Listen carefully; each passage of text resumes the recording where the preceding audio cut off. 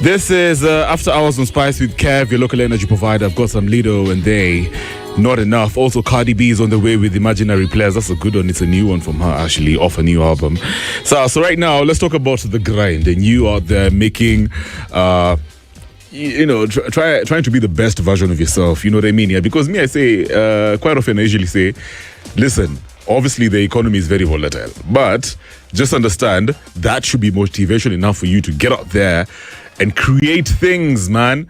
You know, you can actually offer value to this very massive market, called Kenya. Let me put it like that. And you can get paid. Personal excellence is what we're left with. Like in this story for relying on Gava, imagine saa zingine, itakuwa tricky. So, this headline on Cruise the Internet talks about 30% of working Kenyans earn more than a year ago. That's according to a report. So they say Kenyans are hustling harder than ever.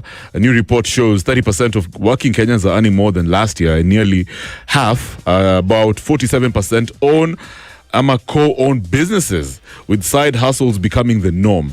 Now, there's a clear shift in mindset too. About 91% of Kenyans now have saving goals, and more people are actively trying to take control of their finances instead of waiting for the economy to improve. You get? Isn't that a good thing? Exactly. You guys are such a resilient bunch. So they say, actually, there's a flip side to this story. Yeah, pressure bado ni real. Yeah, bado inaturamba. You know, as much as we're out there making ends meet, nini, trying to be creative, the pressure is still very real because 47% of Kenyans are borrowing just to survive daily expenses. 54% are stuck with the same or higher debt, and almost half are overspending. Add to that, the quote-unquote sandwich generation. Yeah, sandwich generation reality, that is 46%, are supporting both kids and adults. So sandwich generations, you have a case where, you're there as the main breadwinner in the family. You're supporting your folks, some grown relatives of yours, as well as your little babies, your children. Now, and it's training folks, by the way, because, you don't get to save, you don't get to, grow your money as you should. Now, even with progress, many are one emergency away from financial trouble. So here, the thing is interesting because there's growth. Yeah, in the country, there's a sense of growth, but it's happening in survival mode. You understand? This doesn't mean the economy is thriving. It just means there's a lot of... I want to call it self-made recovery. Yeah, so people are actually thriving under pressure, basically. You know what I mean? Not because that the system is working for Kenyans. Right now, as it is, the environment is still very hard to do biashara. You know what I mean? But, like I said, and as you know, Kenyans are very adaptive. Unajua, yani as much as things are hard, we will make it happen. And that's a good thing, but also a bad thing, because you see it has a cost, right? People tend to be very stressed. You're constantly thinking about the future, which is unknown. I mean, that's a good thing sometimes, but you would imagine, sometimes you want to grow your business. When you have core confidence, you know very well that the system is working for you. Yeah, you're not really paying so much taxes. Yeah, there's a sense of security. Yeah, there's money in people's pockets. Yeah, because even if people are out here starting biashara nini, a lot of people, by the way, can't even hack the 5-year mark. In 2 years, the biashara has died out. I mean, how many times have you spotted, even out here, have you spotted stalls being shut down? Yeah, so the hustle culture looks inspiring on the surface. Lakini underneath, they say people are juggling debt, stress, and responsibility just to stay afloat. You get? So shout outs to Kenyans. I mean, get out there and keep on being the best version of yourself. Personal excellence is a good thing. You need to strive to live a good life for yourself and for your family and for your community. So let's keep it moving. It's 29 minutes after 7. When we come back, 33 bodies exhumed at a mass grave in Kericho Cemetery. At the what? Oh my God. So right now it's 7:36. My name is Kevin. I've got some Dynasty with Tell Me, Do You Want My Love? Don't miss out on that one here. But you get, man, whatever's going down on... in Kericho, you get this one just got me off guard, yani, bro. You know what I mean? As in, it's literally a whole other shakahola situation, man. You know what I mean? Paka, I'm just like, is this like What are these things? I mean, how do you explain these things, man? This is inhuman. Yeah, you never get to hear of things like this worldwide. Yeah, only in Kenya, man. So, Kericho is now at the center of a very disturbing discovery after authorities exhumed 33 bodies from a suspected mass grave at a place called Makaburini Cemetery. And what's even more alarming, 25 of them are children. Yeah, so initially officials, only 14 bodies were buried over there, but the numbers nearly doubled after a full excavation led by homicide detectives and the government pathologists. You get, yeah, man. So, dude, 25 kids, 25 babies, man. So I'm speechless, man. So the whole site has now been turned into an active crime scene with post-mortems expected to determine the cause of death. Yeah, there's a lot of pressure from Kenyans out there, including the residents of the area. Now, they say while there was a court order to bury 13 unclaimed bodies, that still leaves 20 unexplained. Oh, interesting. Raising serious questions about who these people were, how they died, and how they ended up buried in secrecy. You know, now 2 suspects linked to the hospital involved are already in custody as investigations continue. Alafu pia nimeona wanasema human rights groups and activists are now demanding full transparency and independent investigations, saying this goes beyond a simple administrative issue. It's potentially a major human rights concern. Yeah, so, okay, this part for there was a court order to bury 13 unclaimed bodies. I get it, yeah. But I don't understand how folks would just linger, their families to, rot in the morgue. This is another story that I checked even the governor of Nairobi address. He was telling folks how to, you guys should go to City Mortuary and claim your family, the bodies of your family members over there. About 200, can you imagine? Yeah, there was a time when they were talking, 200 bodies, unclaimed bodies were at City Mortuary. That's a huge number. And this is a common occurrence, by the way. Yeah, at some point. And listen, sometimes it's very hard to judge. Yeah, some of these bodies are for street kids, street folks. Sometimes, yeah, family members don't even know, yeah, that one of their own is actually in the morgue. They only find out months after, years after. Yeah. Now, I'll just say one thing, regardless of the situation, regardless of this 34 unclaimed bodies, yeah, I just think, first of all, 20 children, that's a massive number, man, and we need answers, because I don't believe that all these bodies were from the morgue. Sometimes, we take advantage, because don't even get me started about extrajudicial killings and enforced disappearances. It's a common thing in this country. Yeah, we need to address that. Yeah, other than that, this is listen, especially when you remember what went down with the whole situation for Shakahola. And sometimes I ask myself, right now, even how we're trying to make sense of this situation, what else could be happening out there that we don't even know? Yeah, maybe there's a mass grave literally outside your door in your farm and you don't even know, man. You get, just makes you feel like, and yeah, it's almost as if Gava doesn't really care for its people that much. Because I'm going to have to raise serious questions about, how Kenyans are treated while they're dead. Just because somebody's dead doesn't mean now we have to dump them out there. And I feel like there has to be a dignified way of, burying these people, not like a bunch of, like a sack of potatoes out there. Just, I don't know. It just seems off. Yeah. Guys are out here, paying crazy taxes while they're alive. Surely you would expect them to be treated with dignity while they're dead. This shouldn't happen. Period. You don't just lose track of 33 bodies, especially children. Hey, who are these now? It doesn't work like that. Yeah, I think the government, yeah, I know sometimes you're going to say, oh, Kevin, it's not just about Gava every time. No, it's not that. It's not that. Listen, every Kenyan is a great Kenyan. Yeah, even if family members have not claimed, bodies of their relatives or whatever, yeah, it doesn't mean Gava has to just dump folks like that. There's a way to go about it. Just treat guys with dignity. So it's 19 minutes to 8 right now. Dynasty, tell me, do you want my love? Twende Kazi, playing right here on 94.4 SpiceFM. I want to shout you out for hanging out so far. I love the vibes on socials. The hashtag is After Hours on Spice. You got to let me know where you are, by the way. Represent your area code on that hashtag.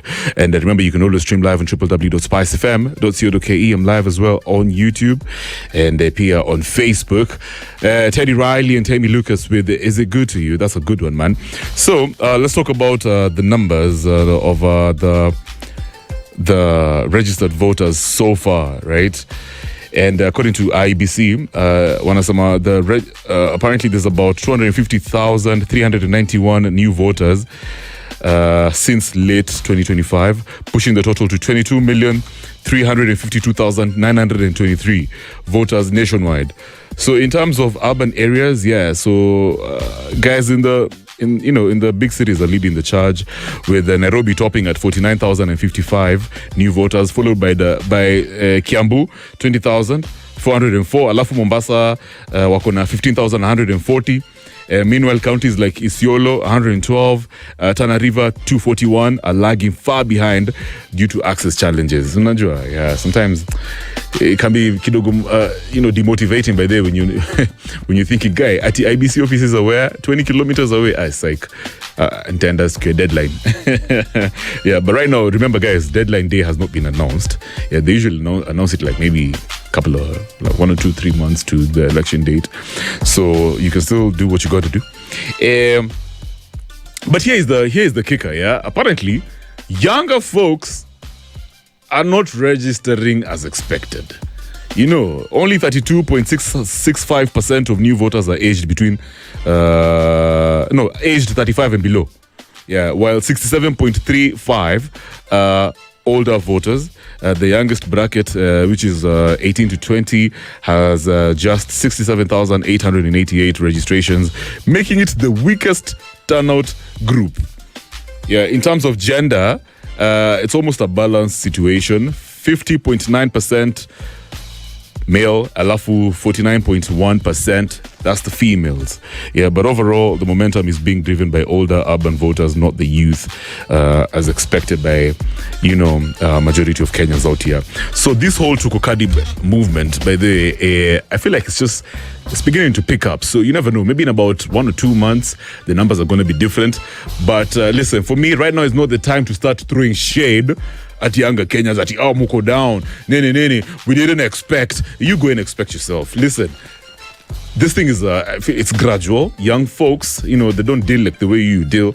I feel like eventually the numbers are going to be very impressive. So listen, if you're a young guy out there, I know this is probably your first time, exercising your constitutional right. Get out there, Maze. Get psyched. Kwana yo psych. And then you need to call a friend, and you guys go do what you got to do. But they also check it. I think, there's a conversation I'm just reading over here. Apparently, Charles Otieno and Solod touched on this one. Citizens express anger as Boniface Mwangi's image appears on a Nikokadi billboard. So first of all, that's good stuff. There's a billboard out there for Nikokadi, that movement. Let me tell you, bro, whether you're pissed or not, it doesn't matter whether it's me on that billboard, ama Boniface Mwangi, ama sijui Octopizo, ama Gashagwa. It doesn't matter, man. Listen, this is an individual situation. It's you and the ballot, and you and who you prefer to be your leader. Stop thinking in terms of us guys to make us Rika, therefore let's go and call out Boni. Listen, stop this group mentality thing. You know what's best for you. Just go do what you got to do, man. It's about you. Sometimes it's just about you and your conscience, because on the day of voting, you're going to go home saying, I am proud that I made the right choice and I voted in Kev Matara. I voted in whoever. You know what I mean? So, listen, I know it can be annoying when this whole Tukokadi movement is being politicized. It's very, kwanza these days, by the way, Boniface Mwangi is just, I don't know, Ever since Bonnie was with the guys of Azimio, yeah, somehow he's just lost his popularity, a good one, yeah. Guy, I don't know. Like Bonnie used to be a guy for the youth, but these days, I don't know, man. Guys are not feeling him that much. Regardless, Maze, listen, it doesn't matter who's on these billboards. You guys stop believing the hype. Don't get caught up in this whole, system conversations that who's there. Maybe you're being played, yeah. Maybe it's somebody else who made that billboard. Who cares, bro? You go do the right thing as an individual. Just make sure you're voting the right person. Yeah, that's going to give you peace of mind. Yeah, don't get caught up in, trendy conversations and, we're pissed. Nah, it doesn't matter, man. It's just you and your vote. You get. So it's 8 minutes to 8. In the next hour, more tunes coming through. I've got some neo soul, some R&B, some pop music. Yeah, and of course, some conscious rap music. By the way, Masego and Rhapsody are coming through with Something Ain't Right. And you know what? Something ain't right when they reply to you with, yup, whatever, yeah, I'm busy. K, Kunza, the K, not even at the O and K, it's K. Let me tell you something. That's not even communication. That's just... no interest. You know what I mean? Yeah. And no interest equals no effort. If somebody is not interested in you, they're not going to put in any effort into the communication. You know what I mean? Yeah. And listen, the truth of the matter is, even if people are busy out here, imagine they'll actually make time for you. If they really like you, yeah, they will create time for you. But if they're not going to like you, well, it's up to you to read between the lines. There's nothing like at your doing. Let me give them time. There's nothing like that, bro. If people really like you, they'll do whatever to vibe with you, and they will engage. They will properly communicate with good English. They'll get to, a conclusion and tell you, okay, fine, let's make ends meet. I'll come off of work at about 4 p.m. Come and pick me. In fact, all those are things. They'll be creative with their time. You understand? But, like I said, stop trying to read between the lines. Stop trying to be a try-hard. There's nothing like between the lines. In fact, there's no lines. There's no lines. You stop stressing. Stop thinking too much. Read the red flags. They're there for you to see. And just move on, man. You know what I mean? And it's not a bad thing for people to actually lose interest in you. Like, if they're not feeling you, they're not feeling you. Yeah, pick up yourself. Dust your shoulders off. And keep it moving. There's a lot of women out there. There's a bunch of dudes out there if you're a lady, because this goes both ways. You understand? But listen, sometimes, and understand that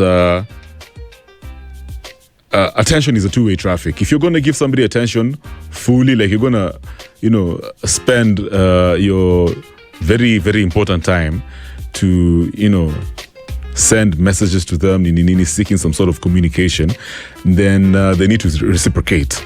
Yeah. If they don't, show you just as much attention, please move on. Move on. People are different out here. It's okay for them to not really feel you. You don't have to feel bad about yourself. Yeah. I'm feeling bad about the situation. You just understand that that's how things are. Like I said, get yourself together and move on. I'm sure you're gonna get somebody out there who will value your time and your attention. Yeah. But like I said, this story for Ati, yup, yeah, whatever, I'm busy, K. If she replies like that, my brother, my sister, they are not interested. Twende kazi. Life I'm living. Show me that you love me. Show me that you walk with me. Hold me, just adore me. Heaven's watching over me. Show me.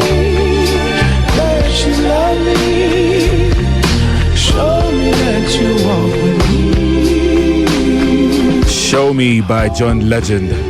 Been right here on 94.4 Spice FM with Kevin. This is After Hours on Spice. I've got some The Verve with Bittersweet Symphony. I love it, man. All right, so let me tell you one thing. You guys, don't we all get irritated? Let me put it like that, yeah. When we get a phone call these days, I don't know, but I feel like majority of folks get so iggy. Myself, I get weird, bro. I get a serious sense of anxiety when I get a phone call, bro. I'm just like, damn, like, bro, really? Why do you have to call me? What could be the reason for you to call me? You understand? I'm just like, nah, bruh. Yeah, and then now, I'm sorry, I have to lenga your phone call because I just feel weird. I'm just like, why do you have to call me? Why can't you just text me? You know? Anyway, I remember back in the day, I used to look forward to phone calls. Yeah, I remember those Nokia days. The 3310 days. Oh, man, I loved it. I remember my mom watched out for me her phone, 3310, and I loved texting. But the calls felt different, bro. I would spend hours on, you know what I mean, talking to my people, my friends, my ex-girlfriend. It was a good time. But these days, I'm just like, nah, man. Why are you calling me? Yeah, it's just, I don't know. I just feel like, especially when I'm like chatting, I'm on my YouTube just doing my own thing, and then somebody WhatsApp calls me. I'm just like, what? You guys, I'm there texting, and then I just see your face pop up on my screen. I'm like, what? Nah, you don't have to call me, bro. Yeah, why would you call me on WhatsApp? Why would you do that? Unless you're like on holiday. Right? You're abroad. I'm like, okay, fine. Let me catch up with my bro. I haven't seen this guy in ages. That's fine. But you're in IE. Yeah? And then you're calling me on WhatsApp. How dare you? Imagine how dare you? I'm not going to pick up. It's just so strange, man. Yeah? So, listen, I feel like if you want to call me, send me a text first so that I can process. I'm like, okay, fine. Let me do my thing in the nini. Yeah, let me prepare for the call. This guy said he's going to call me in like 15 minutes. That's fine. But you just can't bombard me with a call right now. I don't care, even if it's work. I just feel weird. Like it's so... Apparently, it's called phone call anxiety, man. Yeah, just don't call people like that, man. Trust me, people feel weird when you call them randomly. Best thing you can do is just text them so that they can process, right? So that they can prepare for that conversation. But just don't get people live like that, at least. Gee, what? You know what I mean? Yeah. Calls are strange these days, yeah? Calls are not what they used to be. Yeah, it's like... It's the last thing. It shouldn't be like the main thing you want to do. It's the last form of communication. If you've got a gadget, yeah, you should never consider calling as in the first thing you're supposed to do. If you want to reach out to somebody, nah, man. Texts. WhatsApp calls, WhatsApp audio, no go zone. Just don't never do that. You're a weirdo if you do that. So it's 8:30 right now. When we come back, it's all about Cruise the Internet. Apparently, Ghana demands compensation for slavery in landmark UN vote. So we'll get into that, try and make sense of that. The Verve. 20 minutes to 9. My name is Kevin, and this is After Hours on Spice. I've got some Kimani Male, Praz Refugee Camp All-Stars with Avenues in just a bit. Right now, let's have a conversation about the slavery that went down in the Western world. You get. Now, Ghana is leading a push at the UN to officially recognize the transatlantic slave trade as the gravest crime against humanity. Remember, this is Cruise the Internet, by the way. Now, the resolution calls for reparations, educational and skills funds, and the return of cultural artifacts looted during colonial times. So till today, justice has never been served. And the reason these Western countries that engaged in the slave trade give is very absurd. So now, some more facts. Between 1500 and 1800, about 12 to 15 million Africans were enslaved and transported to the Americas, with over 2 million dying en route. Ghana's foreign minister, a guy called Samuel Okuzeto Ablakwa emphasizes that this isn't about personal gain for leaders. It's just about justice for millions of affected and millions of the affected. And basically, Ghana is just trying to address the lingering inequalities rooted in slavery. You get. Now, the proposal has faced pushback from countries like the UK. And these guys in the UK, by the way, are arguing that modern institutions should not be held liable. But the African Union and other backers argue reparations are a step towards healing and historical accountability. So remember even the case with the Mau Mau? Yeah, they wanted reparations. I don't know whether that actually materialized. I don't think it did. Yeah.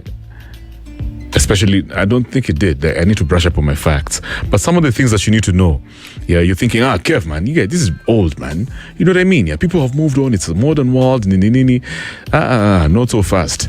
You get the effects of slavery can still be felt till today.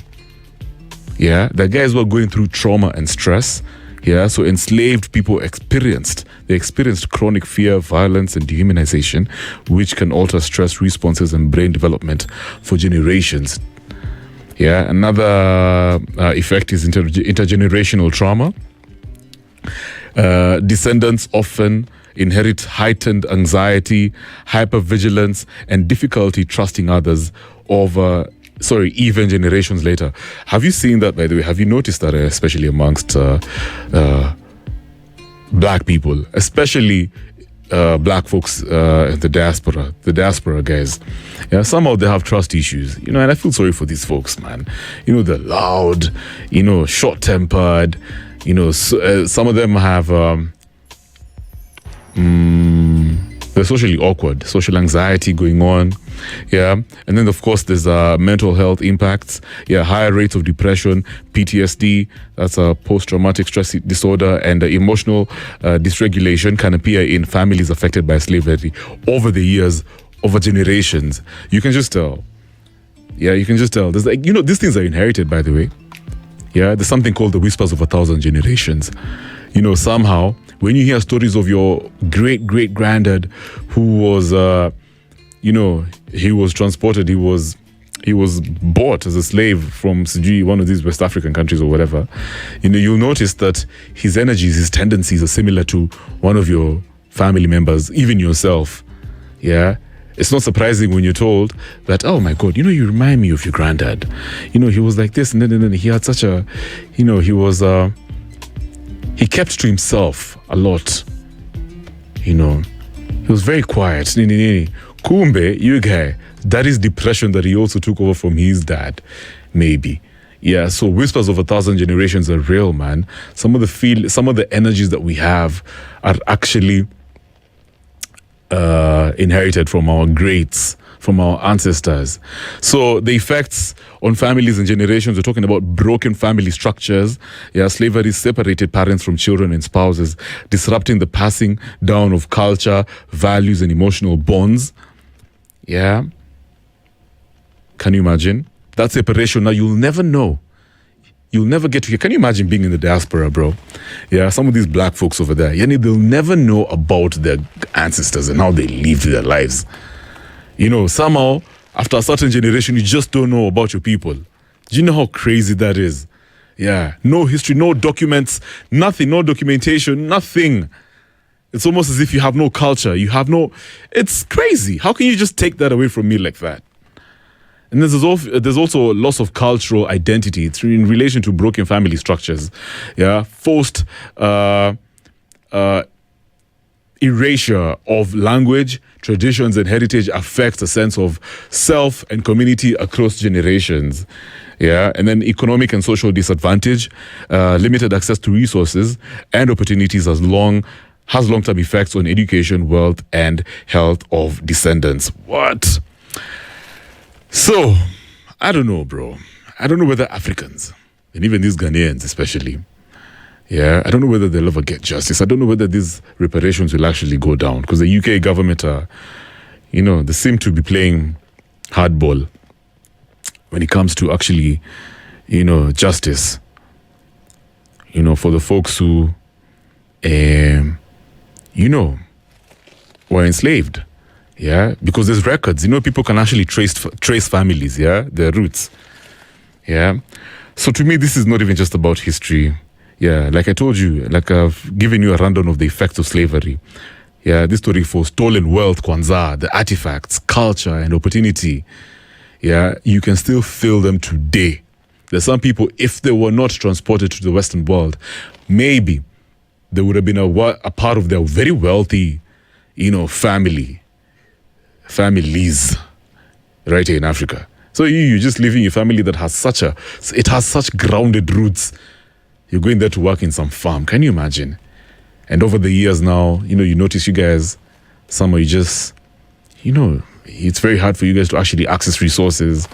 You're living in poverty, yeah, lower middle class vibes, yeah, but your ancestors are living in wealth. Yeah, you have traces of land.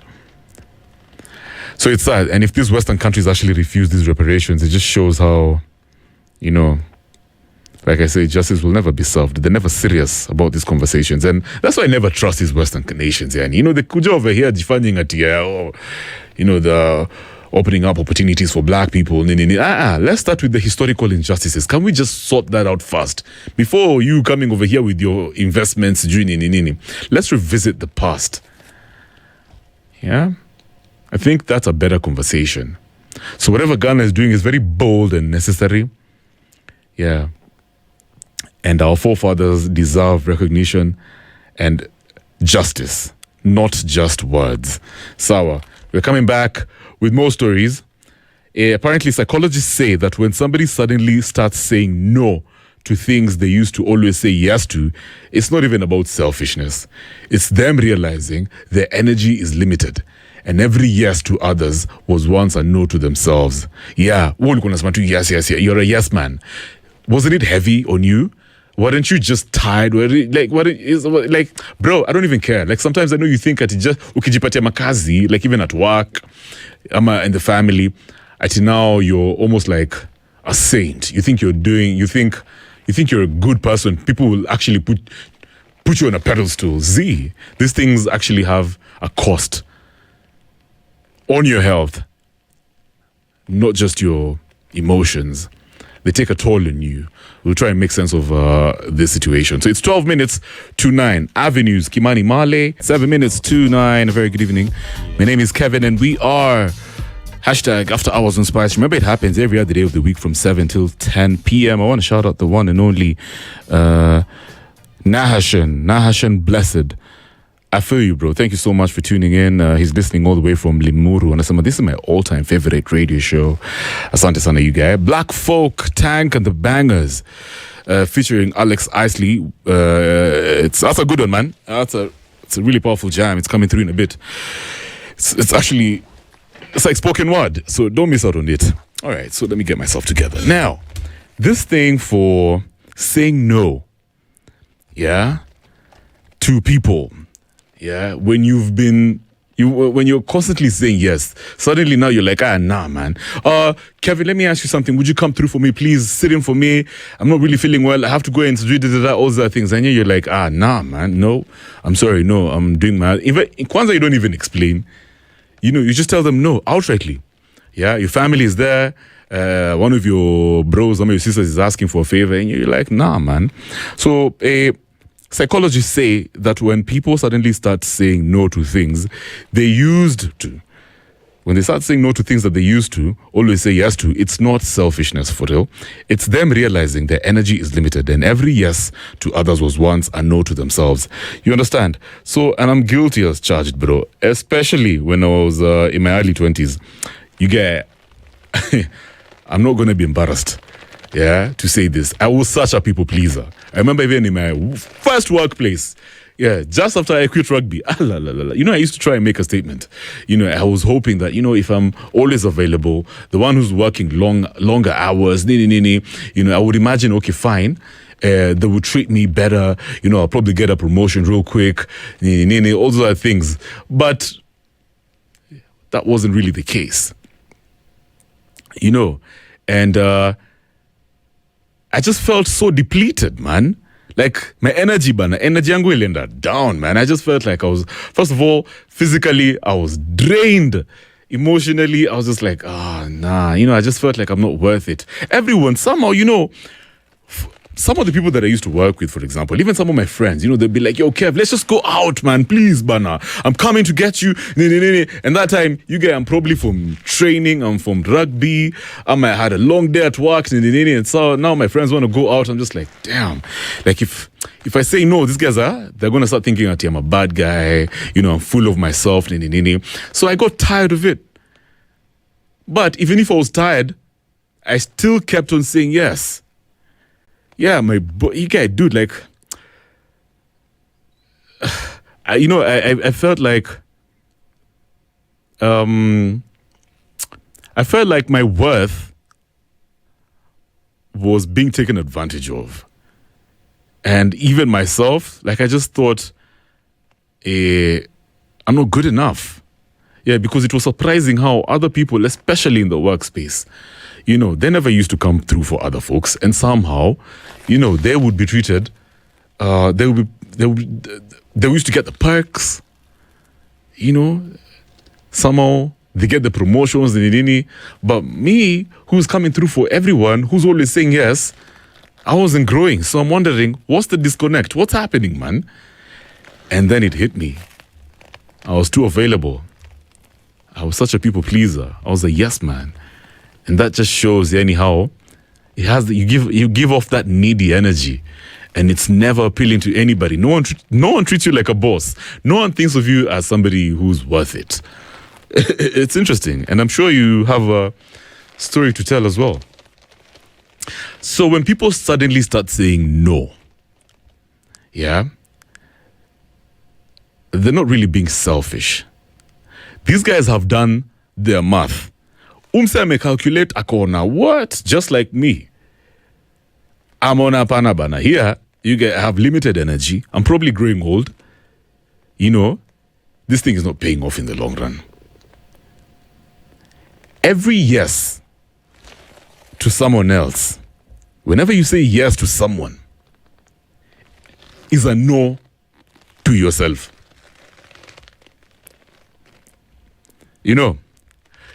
You're draining your mental health. You're draining your emotional health. And also your physical health is lagging, bro.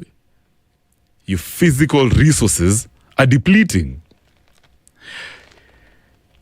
It's interesting. You just look back in your, look back at your life. All those times when you said yes to your friends. Those extra shifts that you took at work. Ulifilaje, by the way. All those family obligations that you shouldered. They were not free. You're imagining that, Kev, man. Unajua saa zingine bana, you have to just, me, I'm a Christian. You have to just, you have to be in service to humanity. Hey, yawa. But those things were not free. They had a cost. Every yes that you put out there was not free. Kulikuwa na cost. There was a cost that you paid and you couldn't get it back. Psychology calls this the ego depletion, quote unquote. There's a guy called Roy Baumeister. So his classic research, published in the Journal of Personality and Social Psychology, showed that self-control, willpower, decision-making, and emotional regulation all pull from the same finite pool. Yeah. And if you use too much of one thing, too much of all these things I've told you, yeah, you have less for everything else. So, for example, if you keep on saying yes to people, and then you don't feel like doing certain things for them, but you have to say, but you're like, let me just say yes. Wacha tu nikubali to sit in for this guy at work. Yeah? Let me just decide, let me just go and buy you all these things as much as you're tired. You wanna go, your friends are asking you to go out, but you don't really feel like. Just understand, yeah, that all this energy, this willpower that you're using, yeah, to please people, you cannot replace. when you use too much of this energy, you don't have enough energy to do other things for yourself.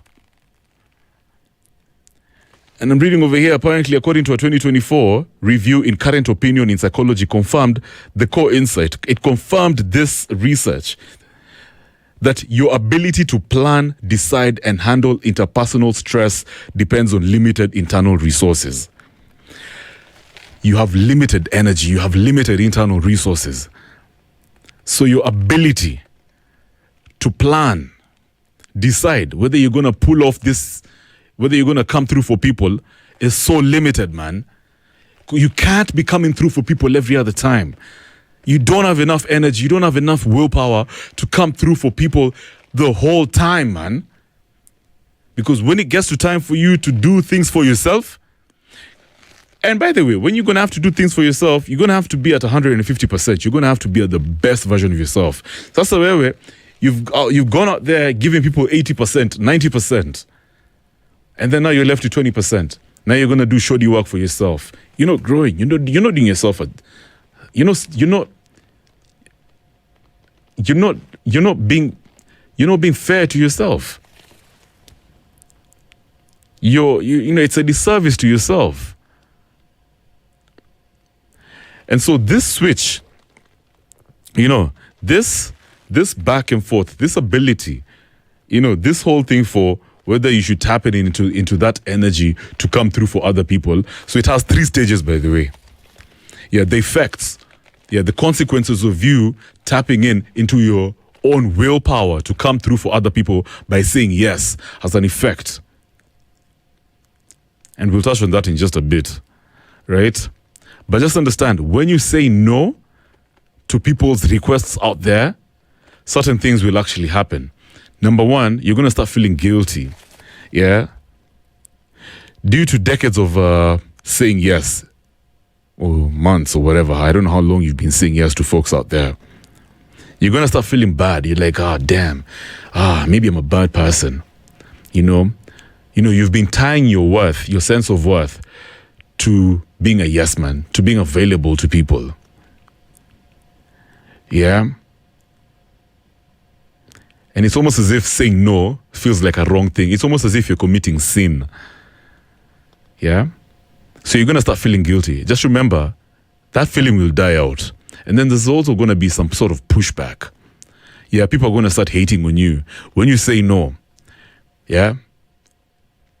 People who are used to you coming through for them, people who are used to your automatic yeses. Sasa wataanza kukuwa confused. They'll be hurt, they'll be disappointed in you, they're going to start calling you names, they're going to be mad at you, nini nini. You understand? But just understand, you're doing this for yourself. You're doing this for your health and for your emotional well-being. So the pushback is normal. Endelea kusema no. In fact, let it be a no in caps. Yeah. And then finally,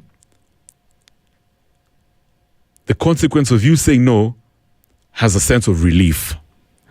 A deep-seated relief, you guy, man. They say almost a disorienting relief from letting go of years of overcommitment. You're just like, fuchs, man. Like, what? I feel so light, man. I feel like I'm myself now. You're getting to know yourself again, bro. Everything just feels so new. Baby, this new you're not really used to it, man. You're like, this is how it feels to put yourself first, eh? It feels good, man. If at first you're gonna be feeling kidogo weird, nini. Like I said, you're feeling guilty, yeah. But eventually you're like, wow, I like this, and trust me, that feeling is addictive. It's addictive when finally you put yourself first. Unfortunately, this story for putting yourself first and saying no, it usually comes after years of being a yes man, after years of being available, but then even to your own family. Like I said, the people closest to you, your wife and kids. Yeah? So now you're in your 60s, eh? You're in your 60s, somehow you've realized, life is, I'm almost done. I'm probably left with like 30 more years or 20 or 10. Here, No more people pleasing. I better start saying no. That's why, if you notice here, most of your older folks here, they have such a crazy attitude going on. That's one thing I realized about my pops, man. I'm just like, hey, Kwanzaa, a certain auntie, shout out to Auntie Oko, man. She's so brutal. She's raw, man. Many of my aunties, by the way. Yeah. They are so, they cannot hesitate. They do not hesitate, to say no. And they don't feel nothing about it, man. That's why by there you notice some of these older folks here, they have this cold energy. And you're like, why are they so mean? Because they've realized, hey, man, I don't have time. I'm not going to be here forever. I might as well start putting myself first. And the funny thing is, once you've realized that the world never really cares about you that much, people are just taking advantage of your niceness, your kindness, and then now you start putting yourself first, you'll actually realize that it's easy to do things for yourself. It's easier starting a business. It's easy, it's actually even easier being in a relationship. Trust me, like sometimes I feel like when you can easily say no to your partner, they know what to expect from you. The relationship is less stressful.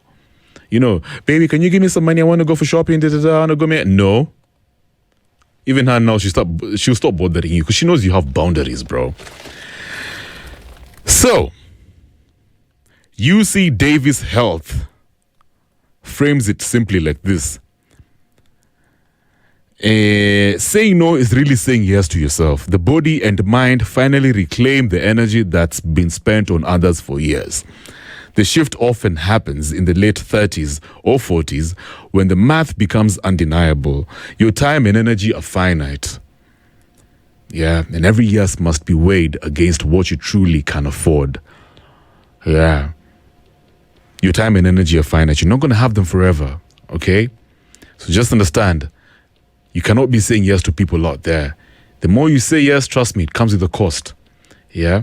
The more you say yes to people, the more you're going to be saying no to yourself, and then you wonder why you're not really growing. You're not being at the best version of yourself.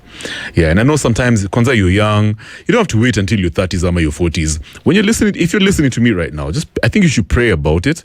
If you feel like you're a yes man and you're scared of saying no, just relax, man. Trust me, at some point, at least now you have awareness. Relax. If I were you, for some of us spiritual folks, you can just go and pray. Pray about it. God is going to guide you. He's going to make you stronger and more cold. Just because you're a Christian, just because you're Hindu, doesn't mean you should be nice and people should not be taking advantage of you. Just because you're Somali or whatever, just because you're kind, your religion has made you kind or whatever, doesn't mean people should take advantage of you. Doesn't mean you can't say no to people. Yeah. So if someone around you feels like, hey, now you're being rude because you started saying no, just don't feel bad. Yeah, if they keep on telling you, why are you always so mean to me? You don't even put me first. Everything you just no. Yo, you don't feel guilty. Just remember you're not being cruel, yeah? It's almost like survival instincts these days. You're putting yourself first, man. Yeah, you need to have that energy to navigate this world. Yeah, and then eventually, you know what's going to happen? People will realize that, okay, Kumbe, you have value. They will start treating you how you treat yourself. Yeah, they'll treat you like somebody who has values, standards, and boundaries, and they're not going to start taking advantage of you. So, if you're just joining me right now, just understand that no is a good thing. Saying no to people is a good thing. In fact, psychologists say that when someone suddenly start saying no to things they used to always say yes to, it's not selfishness. It's them realizing their energy is limited, and every yes to others was once a no to themselves. You get? Now put yourself first and start saying no. I love it. So, when we come back, it's all about the gray zone. The gray zone is fire. But right now, I love this one. It's by Tank and the Bangers, featuring Alex Isley and his brothers. It's called Black Folk. You guys, this jam is so dope. Twendekazi, good evening. It's 9:31 right about now. My name is Kev. I've got some Kelly Price with friend of mine. Also, more than talking, you're my heart, you're my soul in just a bit. And right now, it's all about the gray zone. Did you know the probability of finding true love in your lifetime is between 3% and 5%? Literally. Yeah, so it said that the probability of finding true love in your lifetime is estimated to be between 3 and 5%. And not because love is rare, but because alignment is.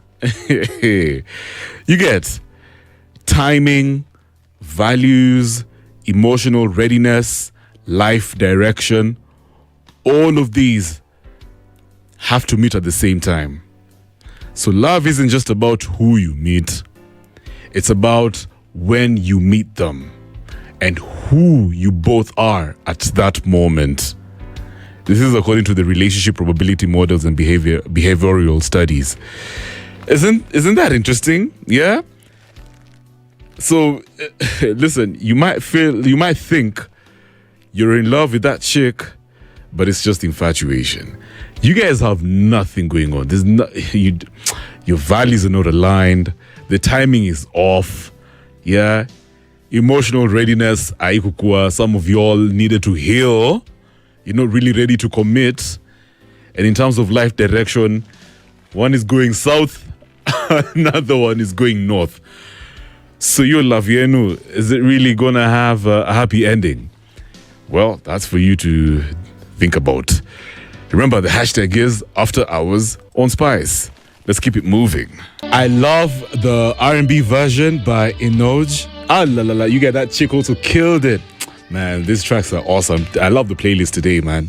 So, Masha Ambrosius is coming through with Hope She Cheats on You. When a girl gets to those levels, yeah, just know she's jealous and she misses you, man. But you shouldn't, don't break a young girl's heart for real. So, right now, it's all about the big why. I love to read it to some peace, man. So, why does vulnerability feel dangerous even with the people we trust? Yeah, that's a deep one, yeah? Why does vulnerability feel dangerous even with the people we trust? So you're thinking, okay, these are my ride or dies. I've always known this babe since day one. I love her. She's the only girl I've ever loved. I should probably be vulnerable towards her. I should open up. But it just feels dangerous. Like, who knows? Humans are humans, man. You get? And it goes both ways, by the way. Yeah? You're thinking, okay, this is the man that you've always loved. Now you want to be vulnerable. Yeah, but something just doesn't feel right, huh? Yeah, baby girl, yeah? And so the question is, why does vulnerability feel dangerous even with the people we trust? Talk to me on that hashtag After Hours on Spice. Asante sana. Thank you so much, guys, for hanging out, man, for chopping it up. I'll never take that for granted. And of course, my crew, Robert and the one and only Nelima Espenreal. Right now, I'm going to leave you in the safe hands of Alexander O'Neill with What Can I Say to Make You Love Me. Enjoy the rest of your evening. Stay safe.